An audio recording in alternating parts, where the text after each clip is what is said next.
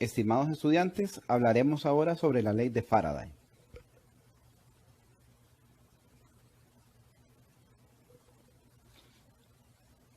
En el año de 1831, y de forma independiente, Michael Faraday en Inglaterra y Joseph Henry en Estados Unidos realizaron una serie de experimentos, los cuales mostraron que podía inducirse una fe en un circuito mediante un flujo magnético variable en el tiempo. Uno de los posibles ejemplos para inducir esta fe es mediante el movimiento de una espira cerrada de alambre dentro de una región en la que existe un campo magnético. Los resultados de esos experimentos llevaron a la formulación de una ley básica y muy importante del electromagnetismo, que es conocida como la ley de inducción de Faraday. Esta ley establece que la magnitud de la fe inducida en un circuito es igual a la rapidez de cambio en el tiempo del flujo magnético a través de dicho circuito. Para comprender la importancia de esta ley, tenemos aquí una serie de aplicaciones, entre ellas generadores eléctricos, transformadores, en la parte de almacenamiento de datos y lectura de los mismos. Antiguamente se usaban cintas magnéticas. Ahora se utilizan otros medios, como por ejemplo los discos duros de las computadoras. Uso de tarjetas magnéticas de crédito o débito. En el uso de antenas, ya sea para transmitir o recibir señales, detectores de metales, cargadores inalámbricos, estufas de inducción magnética, entre otros.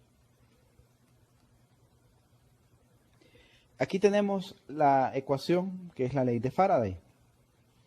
Dice que la fe inducida es igual a negativo derivada del flujo magnético con respecto al tiempo. Ese negativo significa que la fe inducida va a tratar de evitar que el flujo magnético cambie con el tiempo. El flujo magnético puede cambiar por diversas razones. Por ejemplo, la inducción B puede variar con el tiempo. El circuito puede moverse por traslación o rotación, encerrando así diferentes valores de B. O puede ser una combinación de ambos efectos, es decir, que B cambiaría en el tiempo y el circuito puede moverse. Una experimentación muy extensa ha demostrado que la ecuación anterior es válida cualquiera que sea la causa del cambio en el flujo con el tiempo. Se puede observar también que no es necesario que B sea distinto de cero en todas las partes de la superficie, pudiendo anularse en algunas porciones de dicha superficie. Inclusive la ley de Faraday es válida en presencia de materia.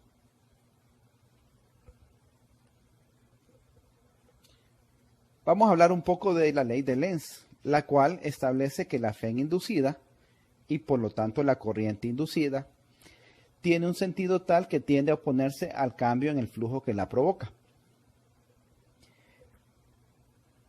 Para entender la ley de Lenz, vamos a ver una serie de experimentos teóricos y posteriormente vamos a ver experimentos reales en video. Tenemos ahí una espira, tenemos un imán con forma de barra, ese imán se deja caer. Note la dirección de las líneas de campo B, apuntan hacia abajo. Como el imán de barra va acercándose hacia el circuito cerrado, ese campo B se está volviendo más intenso. Si este campo B se vuelve más intenso, eso significa, según la ley de Lenz, que la corriente inducida va a tratar de evitar ese cambio. Es decir, el flujo magnético es la integral de superficie del campo B. Si mi campo B está aumentando y la superficie se mantiene constante, entonces el flujo va a aumentar junto con el campo B. El flujo aumenta y el campo B aumenta. La corriente inducida va a tratar de evitar eso, produciendo un campo B inducido que iría en sentido opuesto, iría hacia arriba.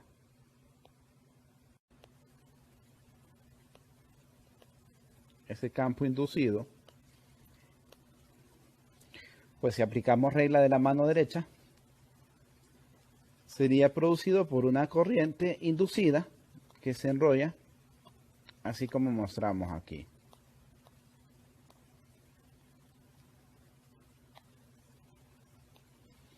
Entonces ahí tenemos la figura, la dirección de la corriente inducida, el campo B inducido, que se opone al campo del imán.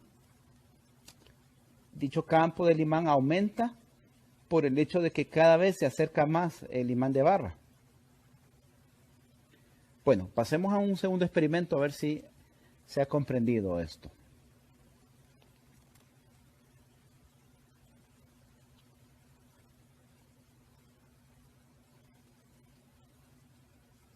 Ahí tenemos el segundo experimento. El imán de barra ya pasó la espira y ahora se está alejando. Como se está alejando, cuando usted observa las líneas del campo que produce el imán de barra,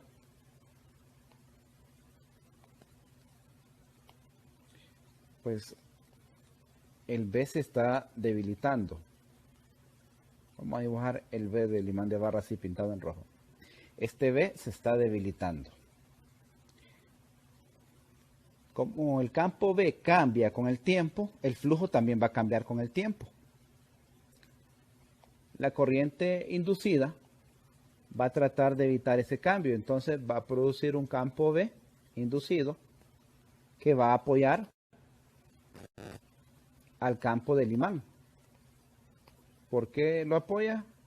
Bueno, como mencionamos antes, trata de evitar que el flujo cambie. Entonces, el campo inducido iría hacia abajo.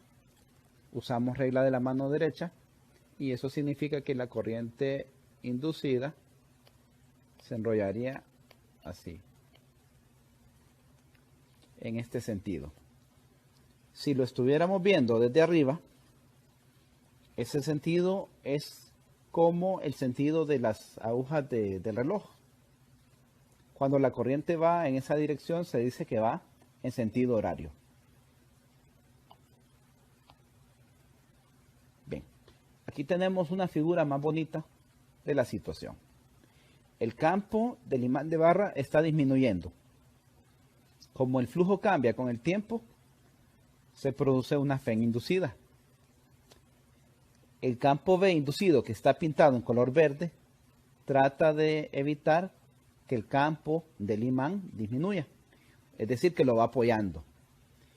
Y si aplica regla de la mano derecha, obtiene la dirección de la corriente. Veamos otro experimento a ver si ya se comprendió. El imán de barra va subiendo. Observe la dirección del vector velocidad. El imán de barra va subiendo y se va alejando de la espira. Las líneas del campo B, debido al imán, las vamos a representar hacia arriba, ya que cerca del centro esa es su dirección principal. Entonces el campo B va hacia arriba, pero está disminuyendo porque el imán de barra se aleja.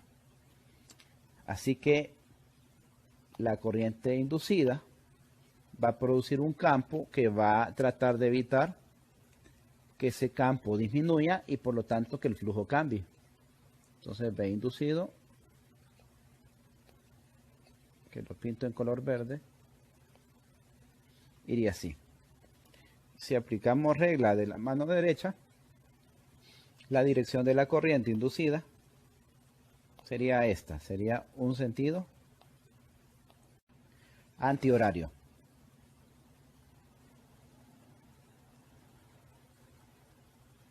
Bien, aquí lo tenemos más bonito la situación. Pasemos al último experimento de estos. Perdón. Ahí está. Bien, en este último experimento, el imán de barra está subiendo según la dirección del vector velocidad. El campo B que produce se está volviendo más intenso en la espira. ¿Por qué? Pues porque el imán de barra se está acercando. Entonces, entre más cerca, más intenso el campo. Como el campo B aumenta, como se muestra en la figura de la derecha, eso significa que el B inducido va a oponérsele, tratando de evitar el cambio en el flujo. Y si usted usa regla de la mano derecha, encuentra la dirección de la corriente inducida, que es aquí así.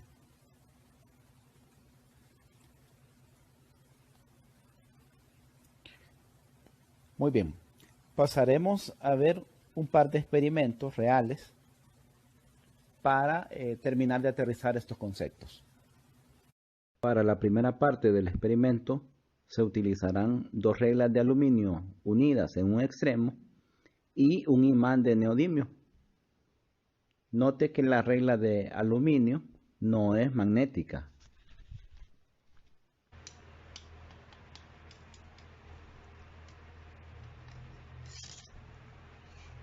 El imán de neodimio está unido con un material más grande.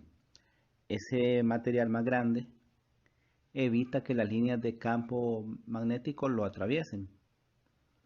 Y por lo tanto, solo vamos a tener líneas de campo en el imán de neodimio, que es el material pequeño. Mientras que en el material grande no tenemos las líneas del campo B. Veamos qué ocurre cuando el lado no magnético del imán se deja caer sobre la regla. Relativamente cayó muy rápido. Las fuerzas que actuaron fueron la fuerza normal, la fricción y el peso del imán. Ahora se dejará caer por el lado magnético. Note cómo se frena el imán.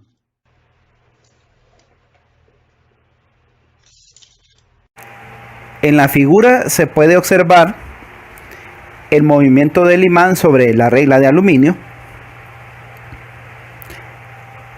A pesar de que las líneas de campo pueden afectar la mayor parte de la regla, nos concentraremos en la región que se muestra en la figura. Esta región de aquí. Las líneas de campo B, que son cerradas, pues solo nos interesará el efecto que producen en esa región. Como el imán se está acercando a dicha región, la magnitud del campo B debería volverse mayor. Ese aumento en el campo B producirá un aumento en el flujo. Y esto a su vez una FEIN inducida. Como el aluminio es un conductor, la FEIN inducida resultará finalmente en una corriente inducida. Es decir, que tendremos una especie de electroimán, por lo menos por un instante, en esa región de la regla. Este electroimán interactúa con el imán que hemos pintado de color azul y aparece una fuerza adicional, una fuerza magnética que se encarga de frenar al imán. Por eso se observó dicho fenómeno en el video.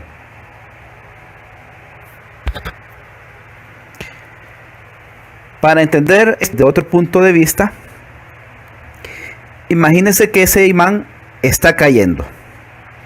Al ir cayendo pierde energía potencial y gana energía cinética.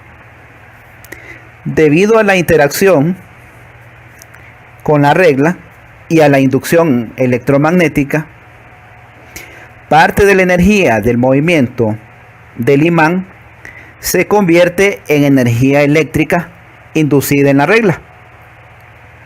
Por eso se nota una diferencia entre el movimiento del lado magnetizado del imán con el lado el cual no es magnético.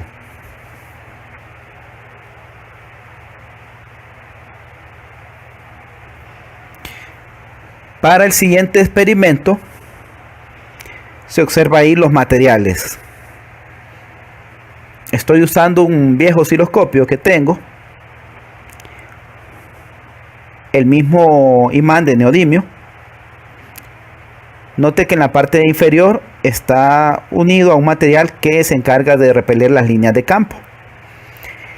Y hay una bobina. Lo que se va a hacer en este caso es similar a los 4 experimentos teóricos que se presentaron. El imán se va a dejar caer y se va a acercar a la bobina. Posteriormente va a pasar a través de ella y finalmente se va a alejar. Y lo que vamos a observar es cómo es la señal inducida por este caso. Cuando el imán en movimiento se acerca hacia la bobina, el campo B aumenta y también el flujo magnético. Por otro lado, cuando el imán se aleja de la bobina, el flujo magnético disminuye. Ambos casos producen una FEN inducida. Aquí tenemos el resultado después de realizar el experimento. La primera parte es cuando el imán se acerca hacia la bobina y la segunda cuando se aleja. El hecho de que la FEN inducida se vea positivo en una parte y negativo en otra depende de cómo se conectaron las terminales de la bobina. Es decir, que si las terminales se hubieran conectado al contrario, entonces en la primera parte hubiéramos visto una FEN inducida positiva y en la segunda parte una FEN inducida negativa, similar a la figura que acabo de dibujar.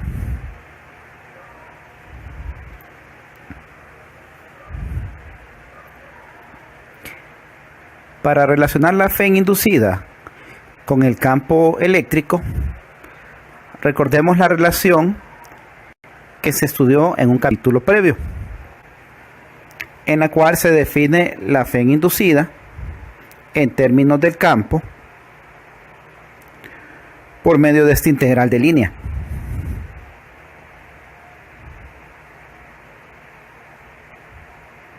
Si relacionamos esa ecuación con la ley de Faraday,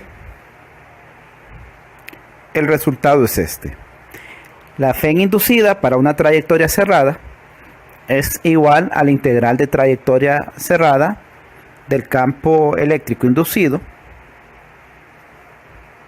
y eso es igual a negativo derivada del flujo magnético total con respecto al tiempo. En la figura se ven las líneas de campo B que fluyen a través de la superficie. A la trayectoria que limita la superficie se le ha llamado C y el diferencial de línea es DDS. Podemos ver que se ha utilizado el teorema de Stokes para pasar de la integral de línea en una trayectoria cerrada a esta forma. En este caso, el diferencial de área que se utiliza para el rotor del campo E es el mismo diferencial de área para el campo B. Para realizar el siguiente paso, se va a considerar que el medio es estacionario.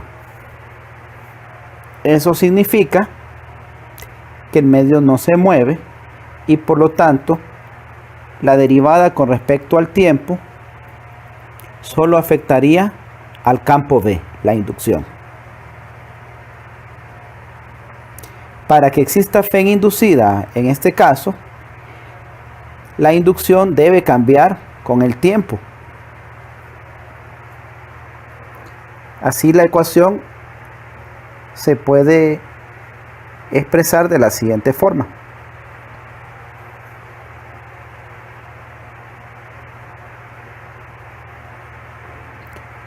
Se ha juntado en el mismo lado el rotor del campo E con negativo derivada parcial de la inducción con respecto al tiempo. ¿Por qué ha pasado a derivada parcial? Pues porque el campo B puede ser función de la posición y del tiempo. Cuando se pone del mismo lado, esto cambiaría de signo y el diferencial de superficie se toma como factor común. Como esto es igual a 0 y debe ser válido para cualquier tamaño de superficie independientemente de que sea grande o pequeño, se llega a la conclusión que lo que tiene que ser 0 es lo que se encuentra aquí adentro.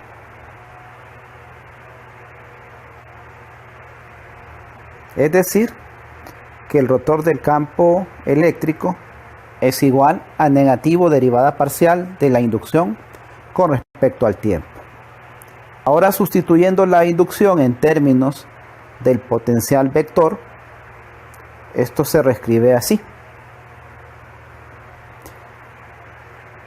Si se juega con la linealidad de estas operaciones, la ecuación se expresa en esta forma. Así se ha encontrado que el rotor del campo E es igual a negativo rotor de la derivada parcial del potencial vector con respecto al tiempo. Finalmente, el campo eléctrico se puede expresar en términos del potencial vector, y del curso anterior se sabía que en electrostática el campo electrostático es negativo gradiente del potencial. Así, la nueva definición del campo nos da dos términos. Uno, que es el término conservativo, que es negativo gradiente del potencial, y otro que es el término no conservativo, que es la parcial del potencial vector con respecto al tiempo.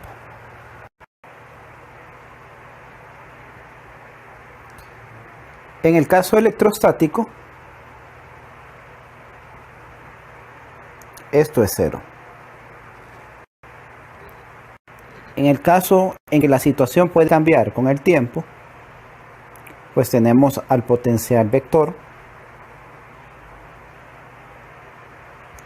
y al potencial escalar.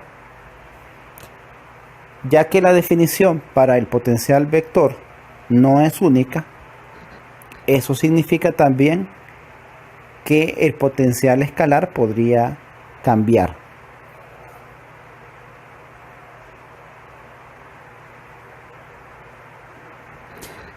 Para entender qué pasa con las componentes tangenciales del campo, se utiliza esta ecuación que tenemos aquí. Se acaba de observar que el rotor del campo eléctrico es esto. Así que se hace la respectiva sustitución aquí. Como el campo B debe ser finito, así como su derivada con respecto al tiempo, en el caso en que H, que es el espesor de la capa de transición, tiende a 0, tenemos H por un número finito y eso es 0.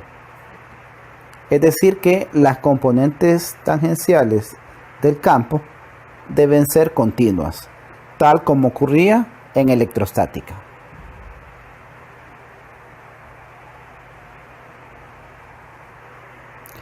Vamos a resolver una serie de problemas sobre la ley de Faraday. Veamos el primero. En una cierta región, la inducción como función del tiempo está dada por medio de esa ecuación. siendo v sub 0 y tau constantes. Encontrar el potencial vector.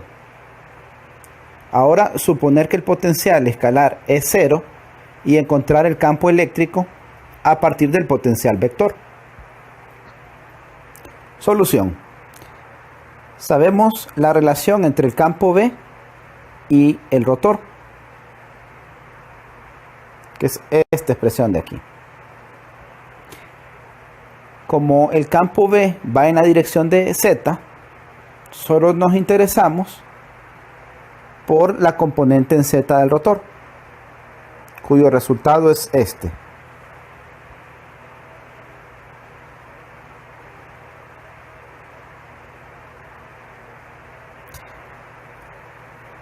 Una inducción en la dirección de Z puede ser producida por una corriente en la dirección de phi. Así que se asumirá que el potencial vector va en la dirección de phi. Si ese potencial vector va en la dirección de phi, eso significa que esta derivada de aquí es 0, ya que no hay componente en la dirección de ρ. La ecuación se simplifica a la forma que tenemos acá. Si omitimos las direcciones, z unitario de los dos lados, y el ρ que está dividiendo, se envía al otro lado a multiplicar,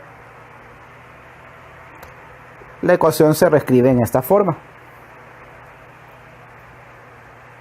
Ahora integrando con respecto a ρ, tendríamos en el lado de la izquierda ρ por a phi. Y en el lado de la derecha, cuando integra ρ de dρ, pues la integral le da 1/2 de ρ cuadrado. Lo demás se considera constante con respecto a ρ. Finalmente, el ρ que se encuentra a la izquierda pasa a dividir. Así tenemos que esto se va y queda un ρ a la 1 nada más, como se puede observar acá abajo. Si expresamos el potencial vector en esta forma, tenemos 1/2 v sub 0 t sobre tau por ρ. Ahora, para calcular el campo eléctrico hay que recordar que el potencial escalar es 0. Así esto se vuelve 0. Solo derivamos el potencial vector con respecto al tiempo. Hay una t aquí. Con respecto al tiempo lo demás es constante. Y esta es la respuesta para el campo E.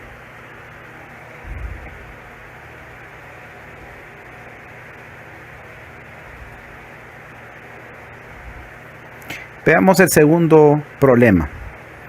Dice, un disco conductor muy delgado de radio A y conductividad sigma descansa sobre el plano XY con su centro en el origen.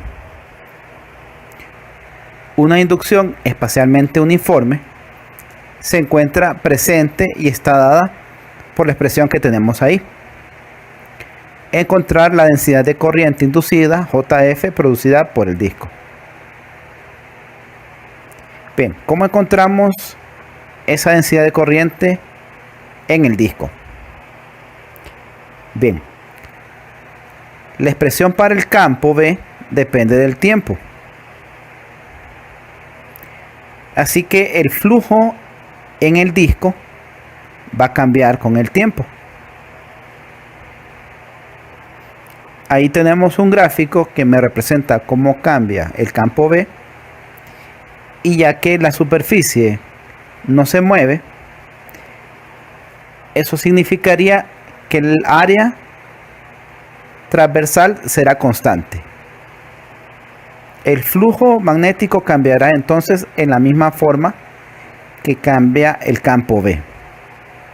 Si observa el gráfico detenidamente, notará que el campo B disminuye.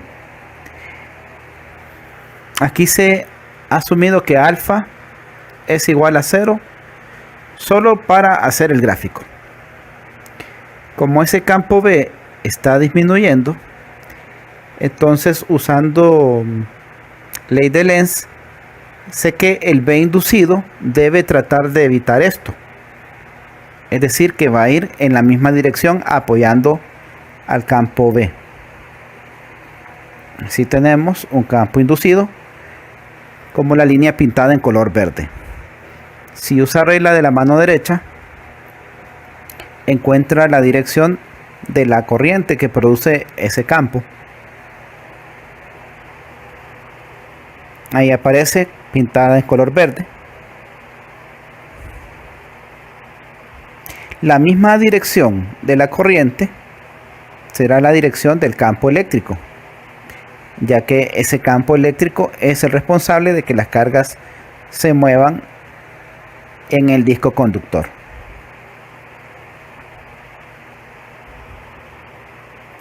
Tenemos ahí la ley de Faraday en su forma diferencial, que es esta de aquí, o en forma integral. Como el campo, al igual que la corriente, iba en la dirección de phi, eso significa que después de hacer la integral de trayectoria cerrada tenemos este resultado. Después de realizar este producto interno,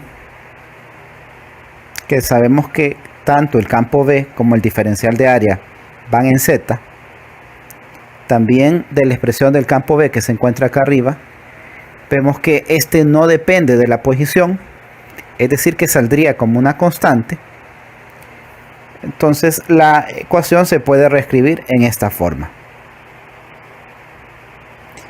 La integral del diferencial de área, es para ese disco pi por el radio al cuadrado.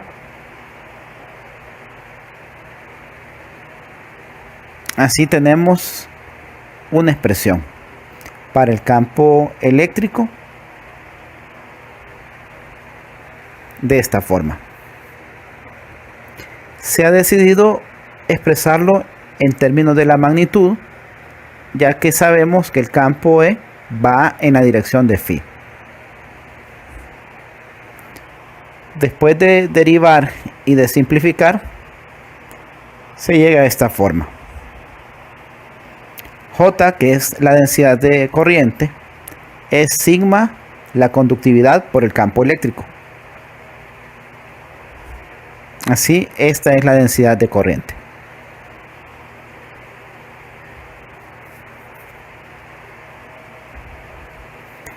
Veamos el tercer problema.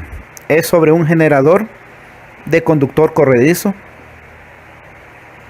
El generador está formado por un conductor doblado en forma de C. Aquí ese conductor está pintado en color negro.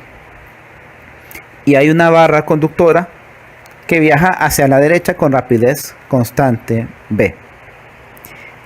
La barra conductora se ha pintado de color azul.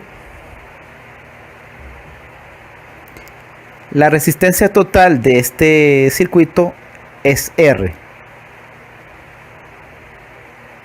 Vamos a suponer que la inducción magnética es uniforme, con una magnitud igual a V sub 0, y que se encuentra entrando a la página.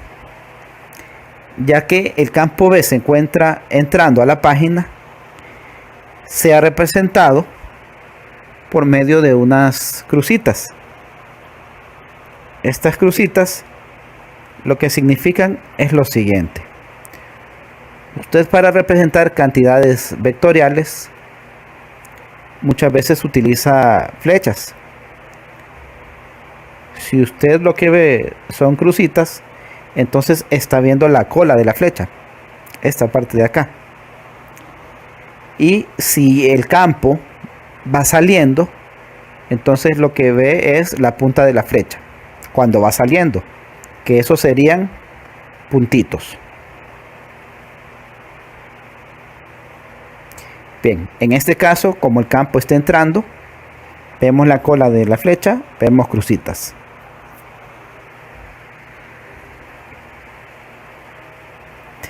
Lo que se pide determinar es la corriente inducida en el generador, la tasa a la que se disipa energía en el circuito y la tasa a la que se debe efectuar trabajo para desplazar la varilla a través del campo magnético.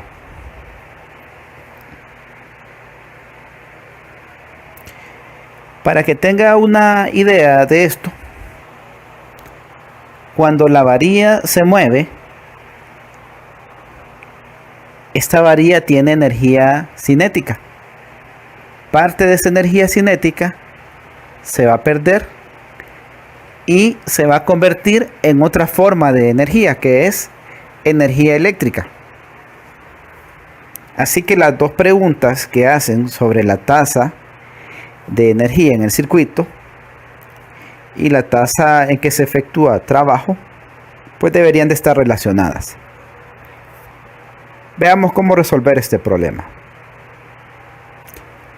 Partimos de la definición de la FEN inducida. Tenemos que el flujo es la integral del campo B sobre la superficie. Como en este caso el campo B es uniforme y el ángulo entre el campo B y el diferencial de área es 0 grados, entonces el resultado me queda magnitud del campo por el diferencial de área.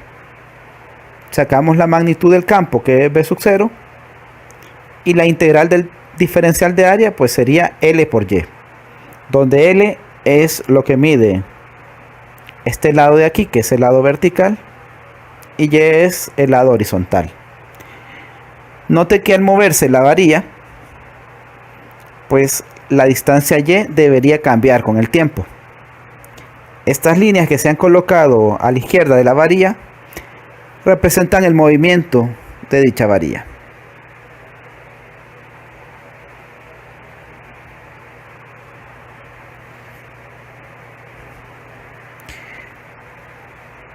La FEN inducida sería la derivada del flujo magnético con respecto al tiempo y con signo negativo. Después de derivar la expresión anterior, tenemos que la derivada de Y con respecto al tiempo, pues me va a dar la velocidad con que se mueve la varilla. Normalmente en este tipo de problemas lo que nos interesa es la magnitud de la FEN inducida, la magnitud de la corriente y saber en qué dirección viaja esa corriente. Es lo que vamos a hacer en este momento. Utilizamos ahora la magnitud. Aquí la tenemos. La corriente inducida sería igual a la FEN inducida sobre la resistencia, que es simplemente la ley de Ohm.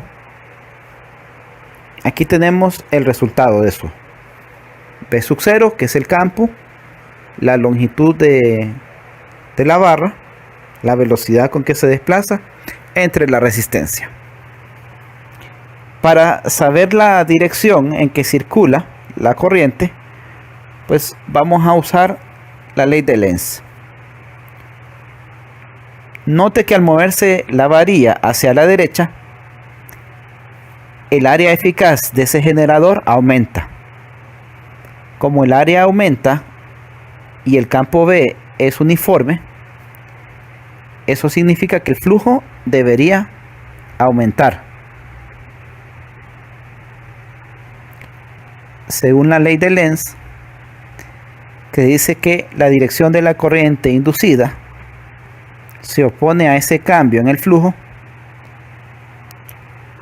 pues esperamos que se produzca un campo inducido,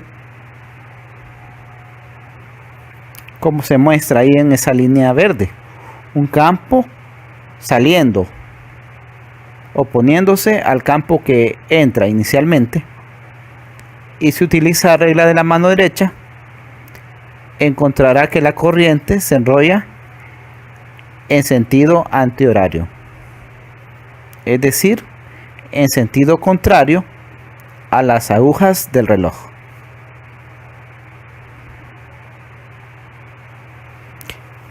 Ahora calcularemos la tasa a la que se disipa energía en el circuito. Esto es la potencia eléctrica. Así que recurrimos a esta ecuación que usted ya conoce.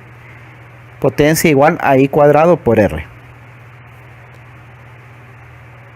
Como la corriente inducida ya se conocía, solo le elevamos al cuadrado, multiplicamos por la resistencia y tenemos este resultado de aquí.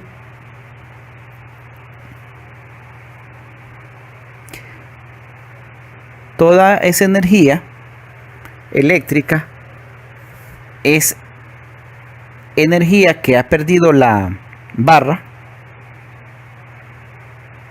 y se ha convertido en energía eléctrica. Básicamente esa es la función de cualquier generador: convertir energía de un tipo, por ejemplo energía cinética, a energía eléctrica. Bien, comencemos analizando las fuerzas. Si esa barra se está moviendo, debe existir una fuerza mecánica que la mantiene en movimiento. ¿Por qué? Porque al convertirse la energía mecánica en energía eléctrica, aparece una fuerza magnética que intenta frenar a la barra.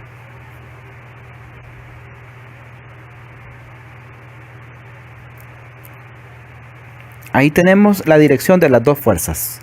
La fuerza mecánica, que se ha pintado en color negro, y la fuerza magnética en color amarillo.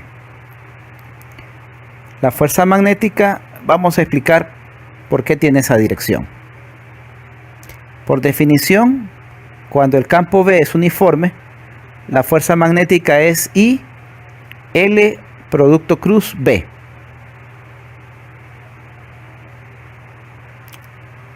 Como la dirección de L es la misma dirección de la corriente, en la varilla L tiene la dirección hacia arriba, como se muestra en la figura, mientras que el campo B va hacia adentro. Cuando se realiza el producto cruz de L con B, el resultado es la fuerza magnética que está tratando de frenar a la barra. Esto tiene mucho sentido físico. Si la energía de movimiento de la barra se está convirtiendo en energía eléctrica, pues la barra debe de comenzar a detenerse. Para evitar que se detenga, debe aparecer una fuerza mecánica externa que hace trabajo sobre la barra y compensa justamente la energía perdida.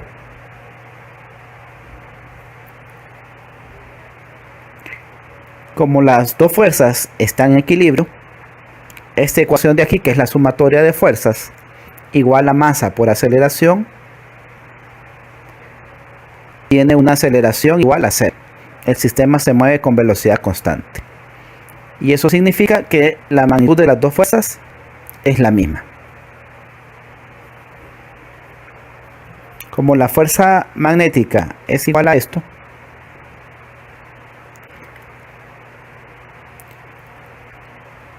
la fuerza mecánica también tendría esa misma magnitud. Y la potencia, que se determina por medio de esta ecuación, me da este resultado. Justamente la potencia mecánica es igual a la potencia eléctrica.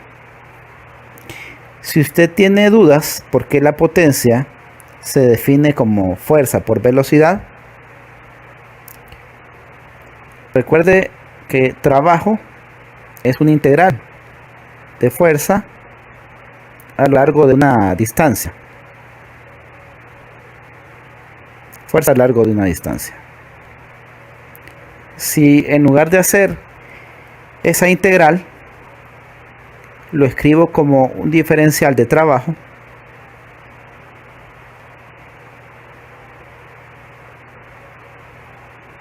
tenemos que el diferencial de trabajo sería igual a fuerza por el diferencial de línea.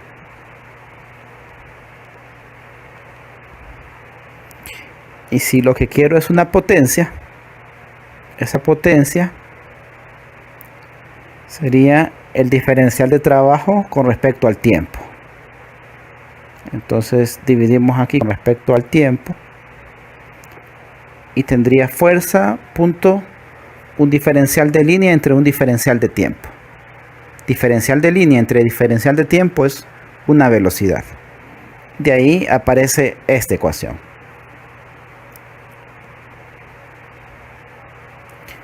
Muchas gracias por su atención.